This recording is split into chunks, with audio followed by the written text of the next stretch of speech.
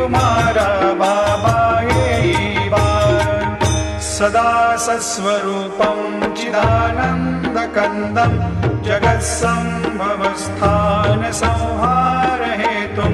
स्वभक्तेच्छया मानुषं दर्शयन्तं नमामीश्वरं सद्गुरुं साईनाथं भवद्वान्तविध्वंसमार्तण्डमीड्यं मनोवागतीतं मुनिर्ध्यानगम्यं जगद्व्यापकं निर्मलं निर्गुणत्वां नमामीश्वरं सद्गुरुं साईनाथं भवाम्भोधिमग्नादितानां जनानां स्वपादाश्रितानां स्वभक्तिप्रियाणां समुद्धारणार्थं